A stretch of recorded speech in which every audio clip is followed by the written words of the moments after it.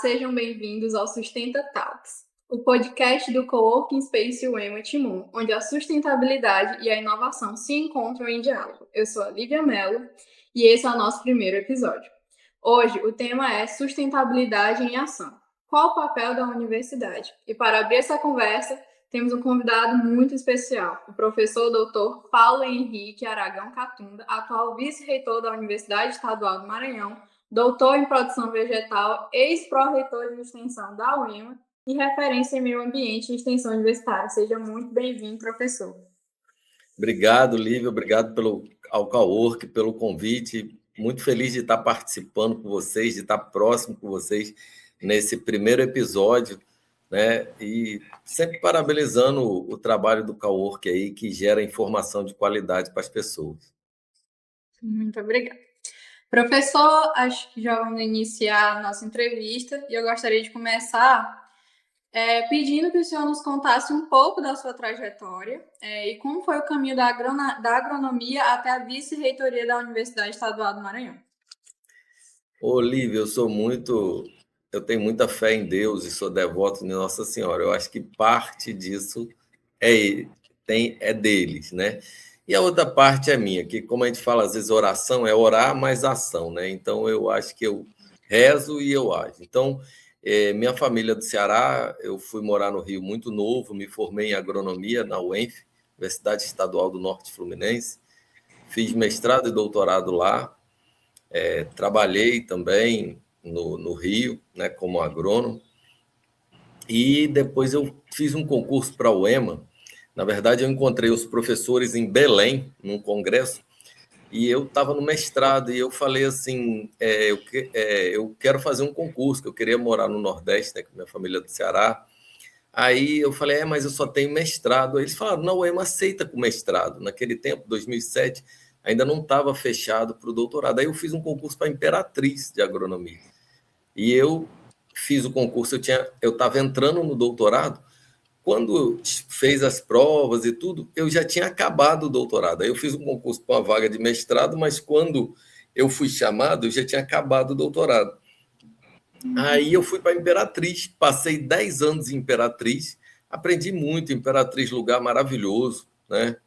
Casei, tive um filho em Imperatriz, e uma cidade muito boa e muito agrícola. Imperatriz e a região ali me deu muito know-how de agricultura, porque tem muita gente boa naquela região. Então eu fiquei 10 anos em Imperatriz, cheguei a ser diretor do curso de agronomia, diretor do campus de Imperatriz, e aí virou o EMA-Sul. Quando virou o EMA-Sul, eu fui convidado a continuar na UEMA, né, pelo reitor anterior, que era o professor Gustavo, né, que muito meu amigo. Eu continuei na UEMA e eu vim para São Luís. E aí eu vim ser pró-reitor de extensão. Eu passei 6 anos como pró-reitor de extensão e depois o professor Walter me escolheu para ser vice-reitor e a gente está aqui, né, nessa luta, mas muito feliz de estar na UEMA.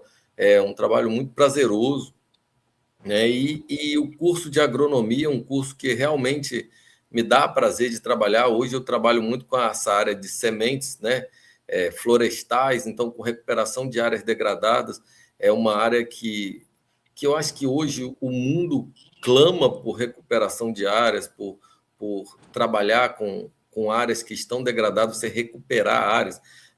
Aí entra tudo, sequestro de carbono, todo esse processo, os problemas climáticos que a gente tem hoje. Então, a ONU decretou até que essa década é a década da recuperação de áreas degradadas, né? Então, assim, a gente está num processo que, ao mesmo tempo que a agricultura tem que continuar, mas a gente não pode mais destruir o que a gente tem de área verde, né? Então, resumindo rapidamente, essa foi a trajetória, mas sou muito feliz de estar na UEMA, me sinto realizado, me sinto acolhido na UEMA, entendeu? Onde o carinho que eu tenho aí em Timon, em todos os campos que eu vou, eu me sinto bem pertencente ao processo, sabe, Liv?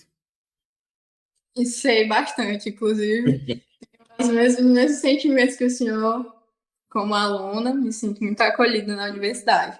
Então, a gente percebeu que teve uma grande trajetória e uma trajetória bem viajante até chegar Sim. né? É um cearense em terras cariocas, com conhecimentos ali, com amigos no Pará, e voltou para o Maranhão. Então, todos os caminhos lhe trouxeram para a Universidade do Maranhão. Sim. Muito interessante a sua trajetória na área ambiental.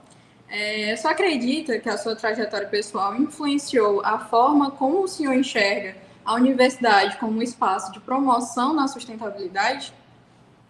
Sim. Porque, na verdade, quando você vai trabalhar na agronomia, você trabalha com comunidades de todos os tipos. Você pode trabalhar no agro, que são os grandes, você trabalha com os pequenos. E aí, Lívia, você vê a vulnerabilidade. As pessoas, quando um rio é poluído, quando o rio seca, quando o rio para de ter peixe, as primeiras pessoas afetadas são as que têm menos condições. E é por isso que a gente luta na UEMA, para que todos sejam acolhidos dentro do processo. Então, eu acho que a UEMA ela tem que ser vanguarda, eu sempre falo isso, ela tem que liderar os debates de preservação, de melhoria de vida das pessoas, ou mesmo da manutenção da qualidade de vida das pessoas. Então, conhecendo o Brasil, conhecendo as populações vulneráveis,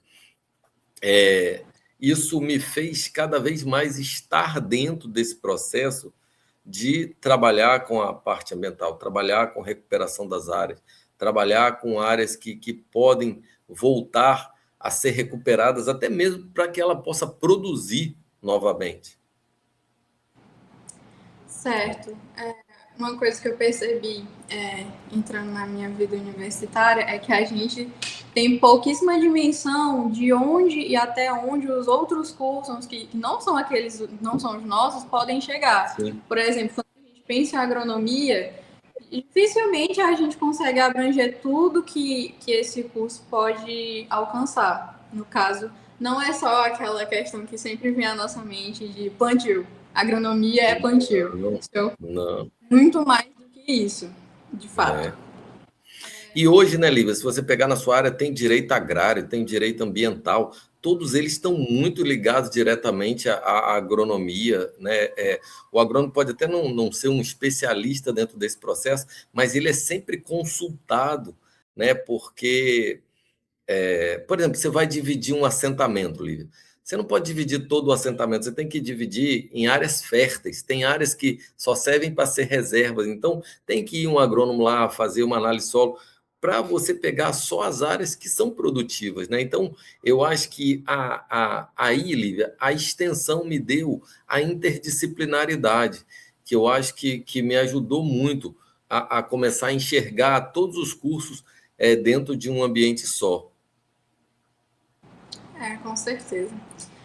Professor, o nosso tema do episódio de hoje é exatamente esse. Qual o papel da universidade na sustentabilidade? Na sua visão, como a universidade deveria se posicionar diante dos desafios ambientais que nós vivemos nos dias de hoje? Olivia, eu ontem fiz a abertura de um evento sobre os oceanos. Já fiz abertura de eventos sobre mudanças climáticas há pouco tempo. Então, assim, eu acho que a universidade tem que trazer o debate. E o debate com pessoas qualificadas, produzindo soluções. Porque eu acho que, como esses profissionais que nós temos na universidade, a gente tem muita gente muito qualificada. E a gente tem que apontar os caminhos.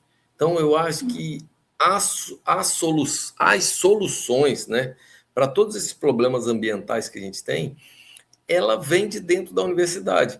Agora, todo mundo tem que ser envolvido. Por exemplo, você pega a COP30, eu tive lá na COP30, participei de várias discussões, mas, por exemplo, China e Estados Unidos não foram.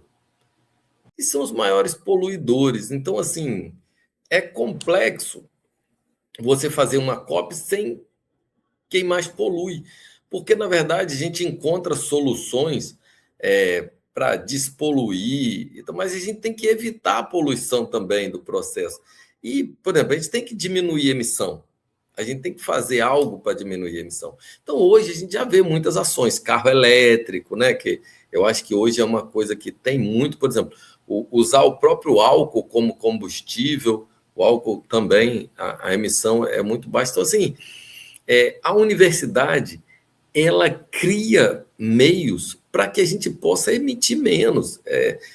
Com tecnologia, né? Painel solar, por exemplo. Pô, a gente hoje pode gerar energia solar aí com impacto muito baixo, né?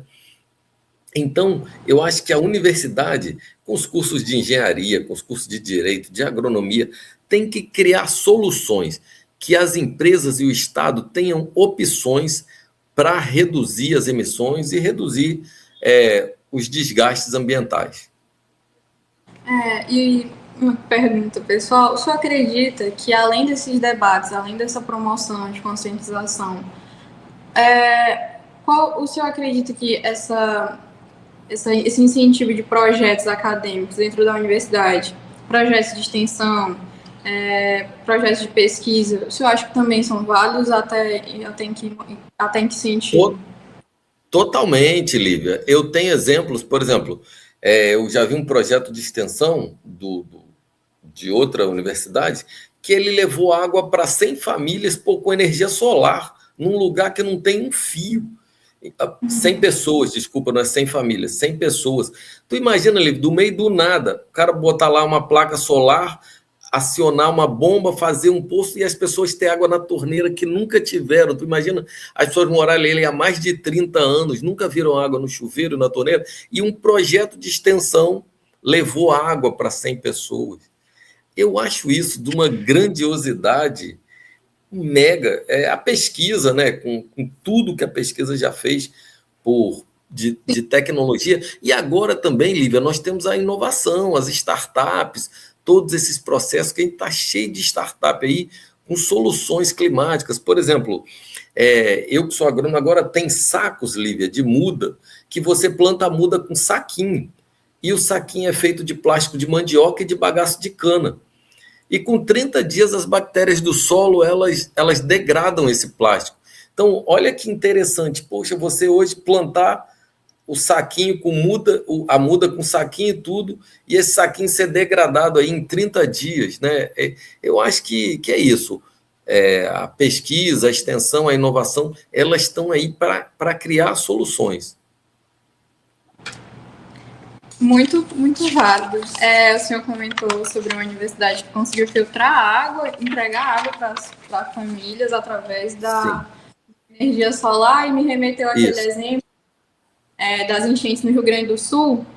Não me recordo agora exatamente qual universidade, acho que o FSM, não sei exatamente que universidade foi essa, mas eles conseguiram, no meio daquele caos das enchentes do Rio Grande do Sul, conseguiram filtrar aquelas águas daquelas enchentes, podendo torná-las para outras utilidades. Então, eu acho que é de suma importância. A universidade tem um papel basilar nessa questão de desenvolvimento sustentável. Foi a Universidade Estadual de Maringá. Então, é um exemplo aí para nós, aqui da Universidade Estadual do Maranhão. E nesse sentido, os Objetivos de Desenvolvimento Sustentável da Agenda 2030, os famosos ODS, servem como guia para as universidades. Como o senhor enxerga essa relação? Eu acho que a gente está muito bem hoje nas ODS, Olivia. Eu tive em Brasília com a professora Ariadne e o professor Domingos. Nós fomos receber um prêmio relacionado às ODS. E, assim, vou iniciar pelas ODS. Primeiro, nós temos uma assessoria para cuidar só disso. Então, nós temos uma assessoria que cuida só das ODS. Então, muitas universidades não têm, colocam isso dentro da Pró-Reitoria de Extensão ou em outro local. E a outra coisa que eu acho importante, Lívia, que a UEMA está na frente nesse processo. A gente coloca recurso, a gente tem um edital de sustentabilidade pela ProExar. Então, geralmente, o que acontece com a ODS? Todo mundo debate, mas na hora de colocar recurso, todo mundo corre. A UEMA coloca recurso. Então, nós temos editais específicos para tratar de ODS. Hoje, todos os projetos que tem que colocar tanto a gente começou na extensão, mas acho que hoje na pesquisa também, todos têm que colocar qual a ODS que está sendo contemplada naquele projeto. Então, eu acho que a gente cresceu muito em termos, primeiro, de saber quais as ODS são atendidas dentro da universidade através dos nossos projetos, né? E de hoje a gente tem uma assessoria, né, que cuida das ODS e que está na mão da professora Ariadne, nós temos ganhado os prêmios sucessivos em relação a isso, né? E a gente levar isso para o dia a dia da universidade, porque as ODS ela tem que ser incorporada ao dia a dia da universidade. Não é uma coisa que a gente faz esporadicamente. Então, a gente trazer a sustentabilidade para o dia a dia, para as ações da universidade, pautar as ações da universidade na sustentabilidade é muito importante, né, para nós. Bom, eu como acadêmica, e também participante do projeto, queria confirmar que sim, esse projeto, inclusive, que nós estamos agora, o Sustentados, ele está contemplado dentro do edital de 2025.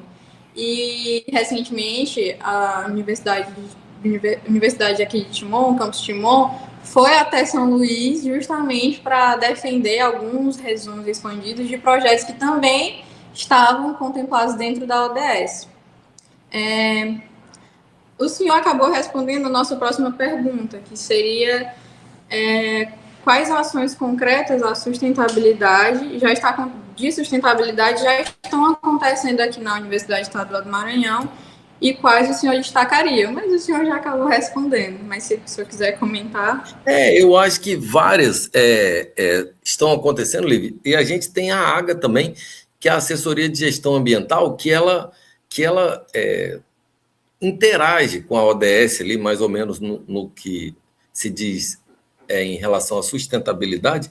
Então, a gente tem uma assessoria de gestão ambiental e a assessoria de desenvolvimento sustentável, que se complementam, e eu acho que mostra a vontade e o direcionamento que a gestão da UEMA dá à sustentabilidade. Nós temos duas assessorias atuando em toda a universidade no quesito sustentabilidade, né? Então, só para falar da AGA também, que a AGA é muito importante para nós. Não tinha conhecimento, muito interessante. E também acho importante que essas informações sejam propagadas dentro da própria universidade, para os próprios alunos terem o orgulho e o conhecimento, né, das atividades que acontecem da própria universidade. Lívia, só para tu ver assim, como chega próximo ao direito, tem licitações sustentáveis. Então, hoje, se busca comprar só produtos sustentáveis nas licitações para que você não gere aquele resíduo de qualidade, né, que seja um resíduo difícil de você reciclar, alguma coisa. Então, hoje, até licitação sustentável a gente já tem nesses processos. Interrompendo aqui um pouquinho, acho que para quem está nos assistindo não esteja entendendo a relação que o professor esteja fazendo com direito, é que eu sou estudante de direito aqui da Universidade de Timon. Então, de vez em quando a gente vai fazer essa relação, que já é uma interligação entre vários cursos. A gente pode interligar com direito ambiental, direito agrário, tanto direito constitucional, porque a sustentabilidade está dentro da Constituição brasileira.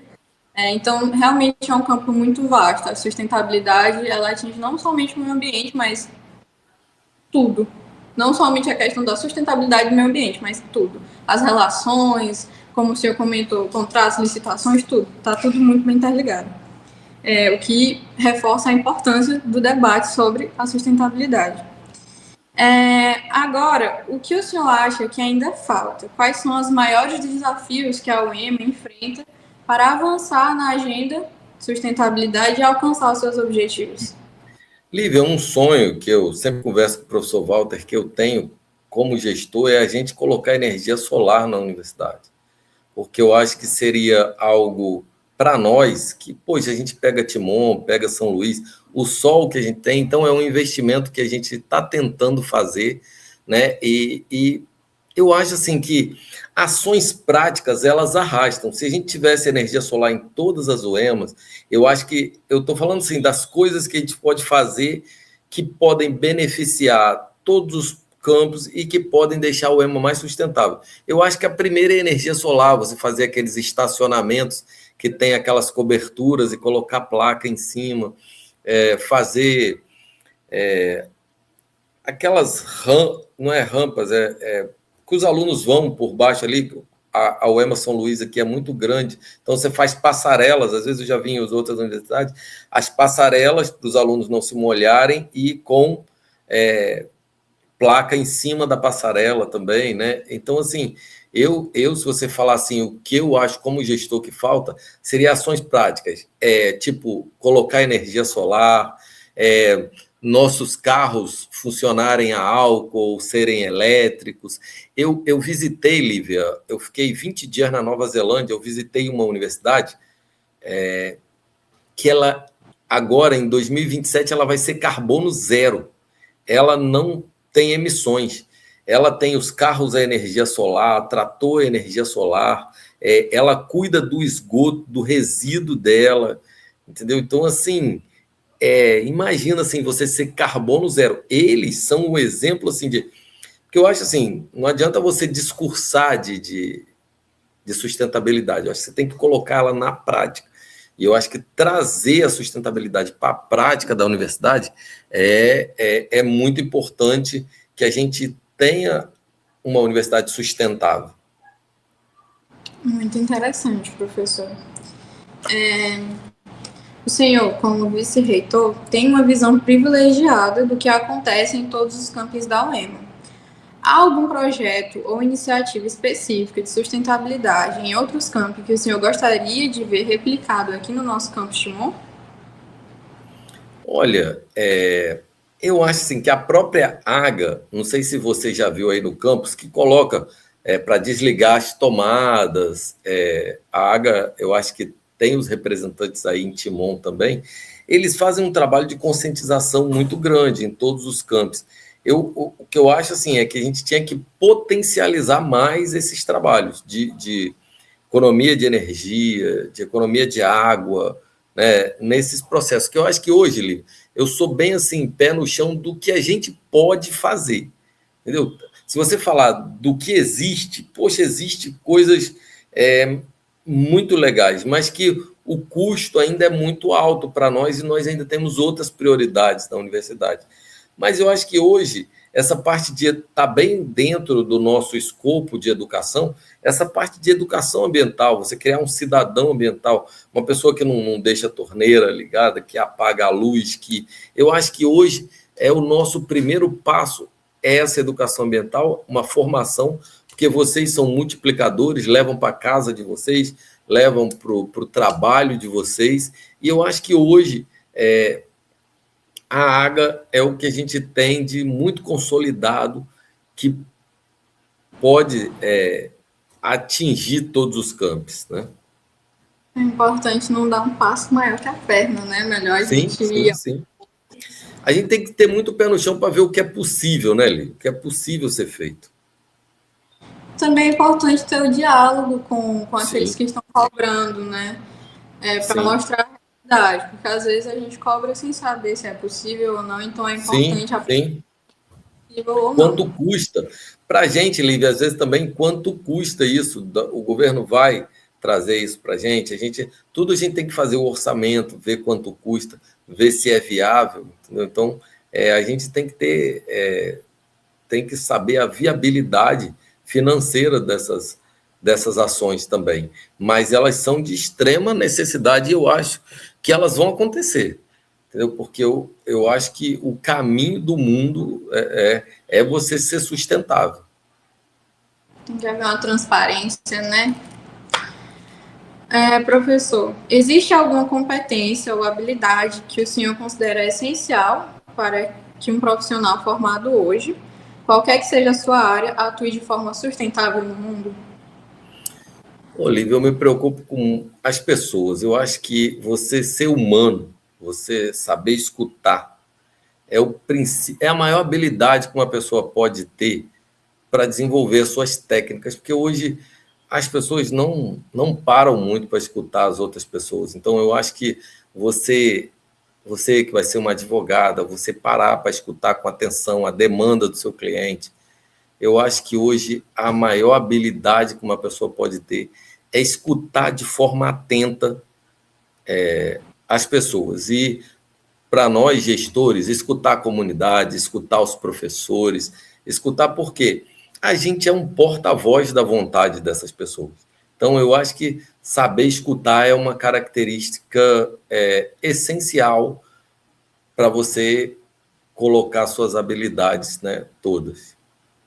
Professor, a gente está com o tempo um pouco apertado, então eu vou juntar duas perguntas em uma. Como o senhor consegue imaginar o EMA daqui a 10 anos? Qual o futuro que o senhor gostaria que nós vivêssemos? E uma mensagem final para os estudantes. Lívia, eu consigo ter um prognóstico muito bom para o EMA no próximo 10 anos. Eu acho que com IA, com tecnologia, Lívia, eu acho que vai dar uma sacudida nas universidades no geral, porque está vindo com força total, até no seu curso também. Eu sei de várias ações de IA no curso de Direito, na própria Justiça aqui do Maranhão, eu acompanho algumas ações. Eu acho que a IA e a tecnologia elas vão dar umas sacudidas, eu acho assim, na forma das aulas, na pesquisa, em todo o processo, né? Então, eu acredito que a UEMA de 10 anos, daqui a 10 anos, ela vai ser muito tecnológica e muito, espero, muito sustentável, e com os alunos, o viés dos alunos, tudo que a tecnologia ela está mudando vocês no dia a dia hoje, para você ficar uma hora com o aluno mantendo a atenção é complexo. Eu tenho uma mais tecnológica, mais sustentável e sempre humana, e a mensagem que eu deixo para você é que assim, tem orgulho do seu EMA. O EMA é a Universidade do Povo do Maranhão, né? E é uma universidade que acolhe pessoas e vamos seguir para a gente ter uma UEMA cada vez melhor. Voltou, tá tudo certo. Que a sua internet tinha falhado um pouco, mas tudo certo. Sim. Paulo Catunda, muito obrigado por abrir o Sustenta Talks com tanta generosidade e profundidade. Essa conversa certamente vai semear muitas reflexões da UEMA. Para quem está assistindo, esse foi o episódio número 1 do Sustenta Talks. Se você curtiu, compartilhe, comenta, deixe seu like e se inscreve no canal para não perder os próximos episódios. A gente se vê no próximo episódio, professor. Espero que o senhor nos siga, nos acompanhe nesse projeto, com muitos diálogos. Muito obrigada novamente. Até a próxima.